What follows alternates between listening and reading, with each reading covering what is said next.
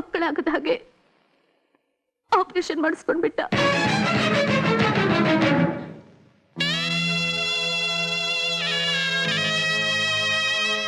ಏನ್ರಿ? ಅರ್ಥವಾಯ್ತು. ನೀನೇ ಹೇಳ್ತಿದ್ಯಲ್ಲ ನಿನಗಿಬ್ಬರು ಮಕ್ಕಳು ಅಂತ. ಅದರಲ್ಲಿ ಒಂದನ್ನ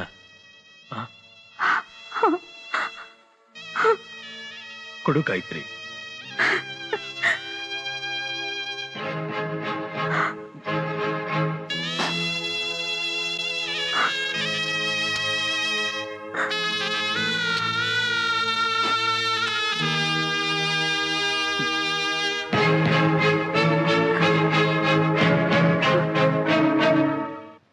ಅಣ್ಣ, ನಿನ್ನ ತ್ಯಾಗಕ್ಕೆ ಬೆಲೆ ಕಟ್ಟೋಕ್ ಸಾಧ್ಯನೇ ಇಲ್ಲ.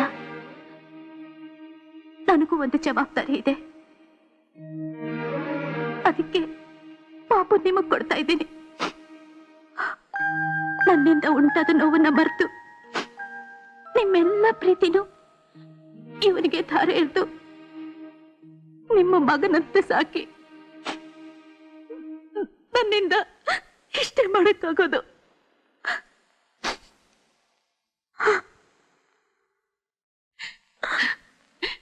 ಪಾಪು, ನಾನ್ ಕಳ್ಕೊಂಡಿದ್ದ ತಾಯ್ತನನ ನನಗ್ ಕೊಡ್ತಾ ಇದ್ಯಾ? ಅದಕ್ಕಿಂತ ಇನ್ನೇನ್ ಮಾಡ್ಬೇಕಮ್ಮ? ಗಾಯತ್ರಿ,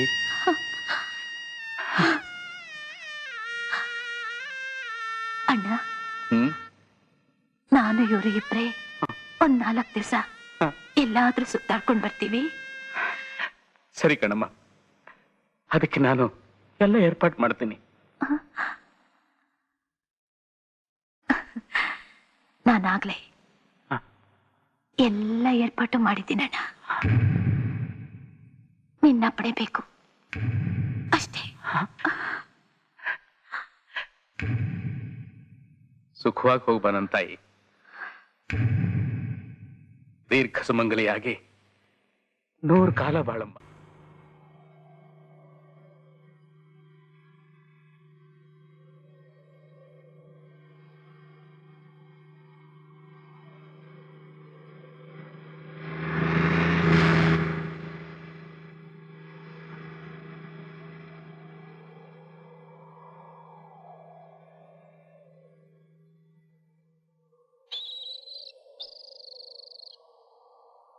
ನಮ್ಮ ಸಮಸ್ಯೆಗೆ ಪರಿಹಾರ ಇದೆಯಾ ಅಂತ ಆವತ್ತು ಕೇಳಿದ್ರಿ.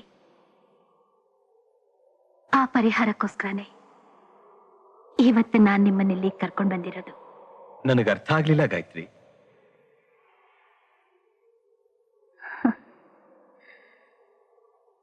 ಒಂದು ಕ್ಷಣ ನಿಮ್ಮ ಎದೆ ಮೇಲೆ ತಲೆ ಇಟ್ಟು ಮಲಗಬೇಕು ಅಂತ ಆಸೆ ಆಗ್ತಾ ಇದೆ ರೀ. ಬಾ ಗಾಯತ್ರಿ.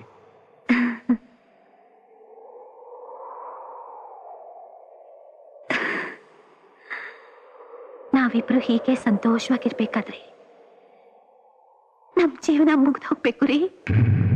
ಏನು ಹೇಳ್ತಾ ಇದೆಯಾ ಗಾಯತ್ರಿ? ನಮ್ಮ ಜೀವನದಲ್ಲಂತೂ ನಾವಿಬ್ರು ಜೊತೆಗಿರಕ್ಕಾಗ್ಲಿಲ್ಲ. ಅದನ್ನ ದೇವರು ನಮ್ಗೆ ಕರುಣಿಸ್ಲಿಲ್ಲ.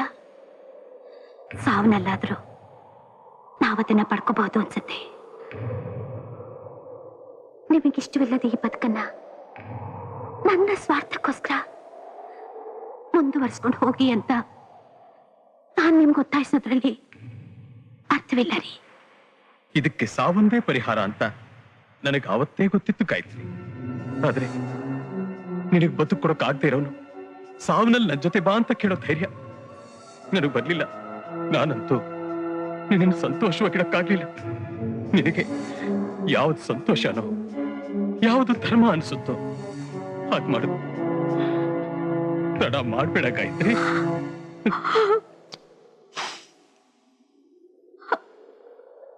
ಸುಮಂಗಲಿಯಾಗಿ ಸಾಯೋಕೆ ಪುಣ್ಯ ಮಾಡಿರ್ಬೇಕು. ಆದ್ರೆ ಗಂಡನ ಜೊತೆಲಿ ಸಾಯ್ಬೇಕಾದ್ರೆ ದೇವರ ಕೃಪೆ ಇರ್ಬೇಕು.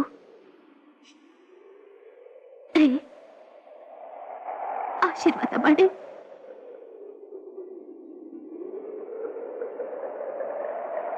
ದೀರ್ಘ ಸುಮಂಗಲಿಯಾಗಿ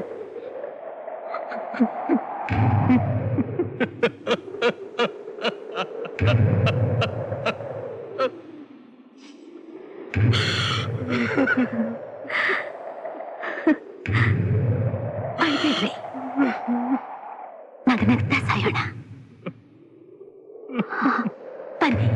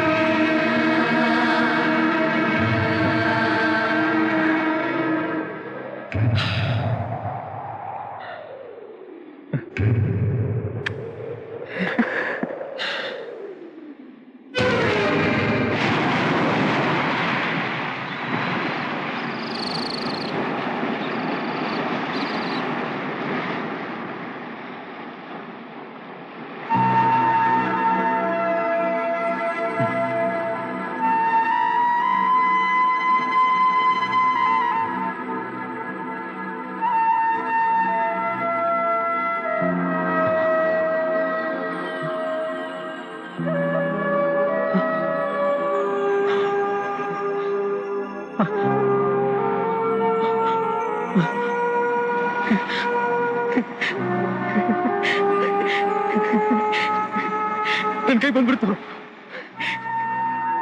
ಥ್ಯಾಂಕ್ ಗಾಡ್.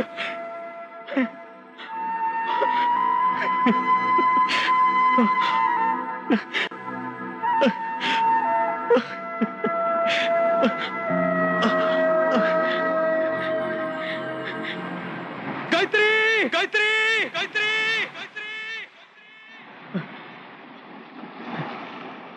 ಗಾಯತ್ರಿ, ಗಾಯತ್ರಿ, ಗಾ ಗಾ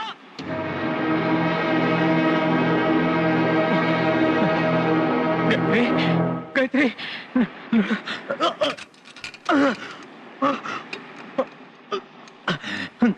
ಗಾಯತ್ರಿ, ಗಾಯತ್ರಿ, ಗಾಯತ್ರಿ, ಗಾಯತ್ರಿ,